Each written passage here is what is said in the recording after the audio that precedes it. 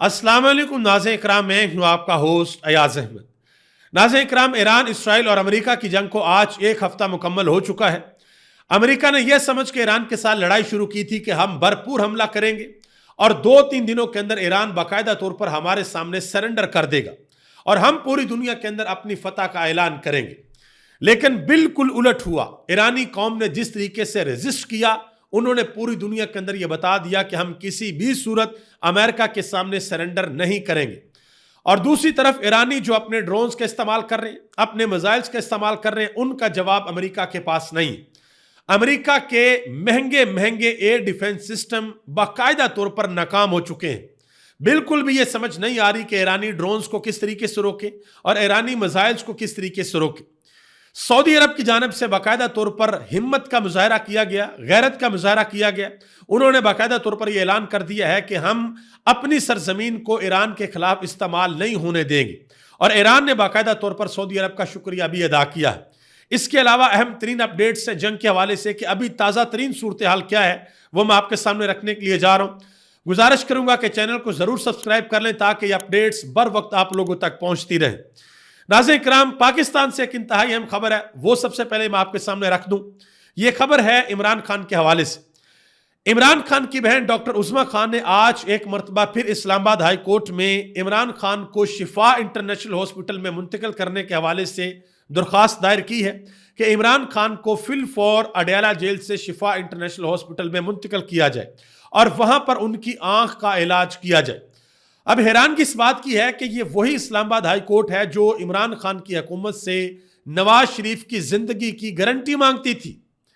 यह सवाल पूछा गया था कि क्या हुकूमत अगले 24 घंटे की गारंटी देती है कि नवाज शरीफ को कुछ नहीं होगा। और अब पता है कि इमरान खान की आंख का मसला है, इमरान खान की आंख खराब है, लेकिन फिर भी सारे मामलात को डिले किया जा रहा। अब यहां पर दो सूरतें हो सकती हैं। पहली सूरत यह है कि इमरान खान की आंख का जो ट्रीटमेंट हुकूमत छुप छुपा के खुफिया तरीके से कर रही है, उसमें बेहतरी आ रही है और हुकूमत ये चाह रही है कि भाई हम ये प्रेशर बर्दाश्त कर लेंगे, हम मुलाकातें नहीं करवाएंगे क्योंकि इमरान खान की आंख ठीक हो रही है। क्योंकि अगर इनकी मुलाकात होती है इमरान खान की बहनों की, तो अंदर से जो पैगाम आएगा उस पैगाम को हुकूमत बर्दाश्त नहीं कर सकेगी। खसूसी तौर पर अगर इमरान खान ने अंदर से यह कह दिया कि पाकिस्तानी कौम को ईरान के साथ खड़ा होना चाहिए, पाकिस्तान की हुकूमत को ईरान के साथ खड़ा होना चाहिए और अमेरिका को दो टोक हमें यह कहना चाहिए कि आप लोगों ने यह गलत किया। अगर इमरान खान ने अंदर से यह कह दिया कि पाकिस्तान की हुकूमत को नामजदगी वापस लेनी चाहिए जो डोनाल्ड ट्रंप के लिए कर रखी है, जिसको नोबल अमन इनाम दिया जाए, और ये इमरान जो पाकिस्तान की हुकूमत जो पीस बोर्ड को पाकिस्तान हुकूमत ने ज्वाइन कर रखा है, अगर इन हवाले से इमरान खान ने कह दिया कि वहां से भी बाहर निकलो, तो फिर हुकूमत के लिए बहुत से मसले मसाइल हो जाएंगे। दूसरी सिचुएशन यह है कि हुकूमत ने अगर खुदा ना खास्ता वाकया ही इंटेंशनली इमरान खान को अंदर नुकसान पहुंचाया है, तो उस नुकसान को हुकूमत हर सूरत छुपाना चाहती है कि वो किसी को पता ना चले। अब आज इमरान खान की बहन ने अलीमा खान ने वाज़ह तौर पर यह ऐलान किया है। उन्होंने कहा जी इमरान खान को अगवा करके रखा हुआ है। उन्होंने कहा कि जब तक पाकिस्तान तहरीक इंसाफ के लोग इस हुकूमत के ऊपर और एस्टेब्लिशमेंट के ऊपर प्रेशर नहीं डालेंगे, उस वक्त तक ये इमरान खान को किसी किस्म का कोई रिलीफ नहीं देंगे। ये इमरान खान को अडयाला जेल से हॉस्पिटल शिफ्ट नहीं करेंगे। ये उन्होंने वाज़ह तौर पर बात की है अलीमा खान ने। आगे आ जाए जी, ईरान के नायब वजीर खारजा हैं सईद, उन्होंने एक अहम तरीन स्टेटमेंट दी है। स्टेटमेंट उन्होंने डोनाल्ड ट्रंप को बेसिकली एक जवाब दिया है। डोनाल्ड ट्रंप ने कल ये कहा था कि आयतुल्ला खामनाई शहीद के जो बेटे हैं मुज्तबा हसन खामनाई, वो मुझे मंजूर नहीं है कि वो ईरान के अगले सुप्रीम लीडर हों। तो ईरान के जो नायब वजीर खारजा हैं उन्होंने डोनाल्ड ट्रंप को जवाब दिया। उन्होंने कहा कि डोनाल्ड ट्रंप की अपनी इतनी उसकी हैसियत और क्रेडिबिलिटी नहीं है कि वो अपने मुल्क के अंदर एक शहर का मेयर अपनी मर्जी से लगा सके। क्यों?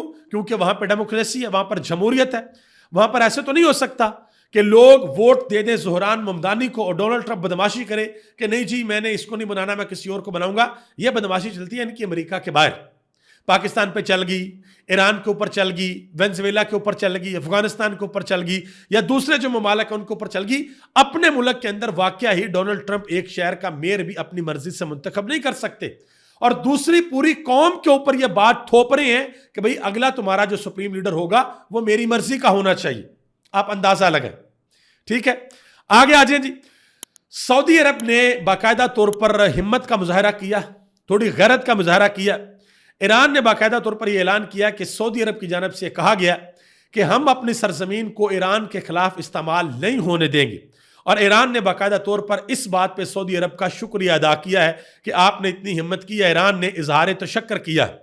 दूसरी तरफ एक इंतहाई अहम और बड़ी खबर है, मिडल ईस्ट की 3 बड़ी मुआशरतें हैं जिन्होंने यह फैसला किया है कि हमने अमेरिका के अंदर जो $2 ट्रिलियन की इन्वेस्टमेंट करनी थी, अब वो इन्वेस्टमेंट हम वापस निकालेंगे। अब उन महादों से हम दस्तबरदार हो जाएंगे और हम पीछे हटेंगे, क्योंकि इसका सबसे अहम तरीन और बड़ा पहलू यह है, अमेरिका ने इनको यह यकीन दिला रखा था, और कतर के साथ तो बाकायदा तौर पर एक डिफेंस डील भी अमेरिका ने की हुई थी कि कतर के ऊपर हमला, अमेरिका के ऊपर हमला समझा जाएगा।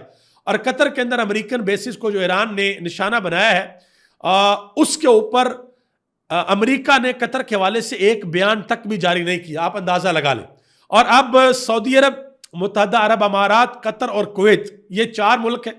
इन 4 मुल्कों में से 3 मुल्कों ने, फाइनेंशियल टाइम ने यह दावा किया कि 3 मुल्क ये सोच रहे हैं कि भाई हमें तो किसी तरह का कोई फायदा नहीं है, और सबसे जो बड़ा नुकसान पहुंचा है वो मुत्तहदा अरब अमारात को पहुंचा है। दुबई के अंदर जिस तरीके से जाकर ईरानी ड्रोन्स और ईरानी मिसाइल ने हिट किया है, वहां पर जो बड़े बड़े इन्वेस्टर्स हैं वो हिल कर रह गए। वो कहते हैं कि भाई यहां पे तो हमारा सरमाया महफूज ही नहीं है। मैं अक्सर एक बात आप लोगों से कहा करता हूं कि इन्वेस्टर वहां पर जाकर पैसे लगाता है जहां पर उसको पता हो कि यहां पर अमन व अमान की सूरत हाल है, यहां पर सिक्योरिटी है, यहां पर इंसाफ है, यहां पर मेरा पैसा डूबेगा नहीं, यहां पर लोगों के अंदर खौफ व हरास नहीं है। और अगर इस तरह के मामलात हो तो लोग वहां पर पैसा किसी भी सूरत नहीं लगाते। मैं अक्सर पाकिस्तान की मिसाल आपको देता था कि पाकिस्तान के अंदर जो इन्वेस्टर नहीं आता, उसकी सबसे बड़ी वजह यह है कि उनको लगता है कि भाई इस मुल्क के अंदर अगर मेरे साथ कोई मसला हो गया तो इस मुल्क की अदालतें तो ताकत के साथ खड़ी होंगी, वो मेरे साथ तो खड़ी नहीं होंगी। और इस मुल्क के अंदर जो मसले मसाइल दूसरे हैं अदालतों के हवाले से या लॉ एंड ऑर्डर के हवाले से, वो भी ठीक नहीं है। तो इस वजह से लोग यहां पर आकर इन्वेस्ट नहीं करते। दूसरी एक इंतहाई अहम खबर है, अमेरिका की जानब से कहा जा रहा था कि जी शायद अमेरिका की फौजें जमीनी तौर पर ईरान के अंदर दाखिल हों। तो तकरीबन 12 घंटे गुजर चुके हैं। ईरानी वजीर खारजा ने वाज़ेह तौर पर कहा था कि हम इंतजार कर रहे हैं कि अमेरिका अपनी जमीनी फौजें ईरान के अंदर उतारे। उन्होंने कहा कि जब ये अपनी जमीनी फौजें ईरान के अंदर उतारेंगे तो इनके वहमो गमान के अंदर भी नहीं होगा कि इनको कितना बड़ा नुकसान पहुंचेगा। एक और मुल्क ने भी जरा हिम्मत की, और ये मुल्क है इंडोनेशिया। ठीक है जी, इंडोनेशिया ने भी वाज़ेह तौर पर यह कह दिया कि अगर मामला ठीक ना हुए तो हम बोर्ड ऑफ पीस से भी बाहर निकलेंगे, और दूसरे मामलात में भी हम अमेरिका के साथ नहीं खड़े होंगे। पासदारान इनकलाब और ईरान के सदर ने एक अहम तरीन स्टेटमेंट दी है। उन्होंने कहा जी अब तक जो हम हमले कर रहे थे, इन हमलों में हमारे वो वेपन्स इस्तेमाल हुए हैं जो 2010 तक हमने तैयार किए थे। उन्होंने कहा कि सेकंड जनरेशन के वेपन्स हमने इस्तेमाल किए हैं, अब थर्ड जनरेशन और फोर्थ जनरेशन की जो चीज़ें हैं वो हम अब बाहर निकालेंगे और वो हम इस्तेमाल करेंगे। और यहाँ पर तो जो ईरान का ड्रोन है, उस ड्रोन का दूर दूर तक अभी तक अमेरिका और इसराइल के पास हल नहीं। इनके जो महंगे महंगे डिफेंस सिस्टम है वो ईरान के ड्रोन्स को नहीं रोक पा रहे। इनको बिल्कुल समझ नहीं आ रही कि भाई हमने इन ड्रोन्स को कैसे रोकना है। और दूसरी तरफ डोनाल्ड ट्रंप ये दावा करते हैं कि हमने ईरान की नेवी भी खत्म कर दी है, हमने ईरान की एयरफोर्स भी खत्म कर दी है, और बाकी अगर कुछ ईरान के अंदर बचा है तो वो उनका हौसला, उनकी हिम्मत और उनका अज़म है। तो ये तो बजाते खुद शिकस्त का इतराफ है कि अगर आप कह दें जी हमने अगलों का सब कुछ खत्म कर दिया लेकिन फिर भी वो कौम हिम्मत नहीं हारी, फिर भी वो कौम डट के खड़ी हुई है, तो ये तो बजाते खुद डोनाल्ड ट्रंप ने अपनी शिकस्त का ऐलान किया है कि भाई हमने सब कुछ करके देख लिया है लेकिन वो लोग हिम्मत नहीं हार रहे। अब मैं आपको बताता हूं कि डोनाल्ड ट्रंप जो है वो बेसिकली माइंड गेम खेलने की कोशिश कर रहे हैं। असाबी तौर पर वो चाह रहे हैं कि मैं ईरान के ऊपर हावी हूं, लेकिन ईरान के पास ना ऑप्शन कोई नहीं है लड़ने के अलावा। ईरान को पता है कि अब हम उस पोजीशन के ऊपर हैं जहां पर हमने करो या मरो वाले फॉर्मूले के ऊपर काम करना है। यानी कि, और मैं एक चीज आपको बता दूं, अगर कोई ऐसा लम्हा आ गया, ईरान को अगर ये लगा कि भाई अब ट्रंप हमारे ऊपर बड़ा हावी हो गया या अमेरिका हमारे पास ऊपर बड़ा हावी हो गया, तो ईरान के पास जो कुछ भी है, जो कुछ ईरान के पास है, वो फिर हर चीज के मुंह खोल देंगे अमेरिका और इसराइल की जानब, और फिर इनको समझ आएगी कि इनके साथ होना क्या है। मुशाहिद हुसैन सैयद ने अलीना शगरी के शो के अंदर इस हवाले से बड़ी अहम बात की है। उन्होंने कहा जी ईरान ना तो इराक है और ईरान ना ही वेनेजुएला है। उन्होंने कहा जी ईरान ने अमेरिका के छक्के छुड़ा दिए हैं, पूरे खित्ते के हालात बदल गए हैं। आबनाए हुरमस बंद है, तेल बंद है, तजारत बंद है, सियाहत बंद है, अमेरिकी सफारत खाने बंद हैं। उन्होंने कहा कि नेतन्याहू ने अमेरिकी सदर डोनाल्ड ट्रंप को एप्स्टीन फाइल्स की बुनियाद पर फंसाया है और अब डोनाल्ड ट्रंप के पास कोई इतनी 1 इंच भी जगह नहीं है कि वो हिल सके। इसके अलावा एक और अहम तरीन खबर आई है जी। खबर यह है कि कुवैत के अंदर एक और अमेरिकी F-18 त्यारा मार गिराया गया। ठीक है जी, पहले तो कहा गया था जी पहले वो जो 3 गिरे थे गलती से गिरे थे, तो अब ये पता नहीं क्या हो रहा है। ये कहीं ना कहीं आपको पता लगेगा कि जंग के बाद पता लगेगा कि चाइना और रशिया किस हद तक इन्वॉल्व थे। अमेरिका के जो डिफेंस मिनिस्टर हैं उन्होंने एक बड़ी अजीबोगरीब किस्म की स्टेटमेंट दी। उन्होंने कहा जी सदर ट्रंप ने दुनिया का एक नया नक्शा बना लिया। आप अंदाजा लगाएं, उसमें उन्होंने ग्रीनलैंड का जिक्र किया, वेनेजुएला का जिक्र किया, बाकी दूसरे मुल्कों का जिक्र किया कि अमेरिकी सदर ने एक नया नक्शा बना लिया। इससे बड़ी तो खैर और बदमाशी हो कोई नहीं सकती।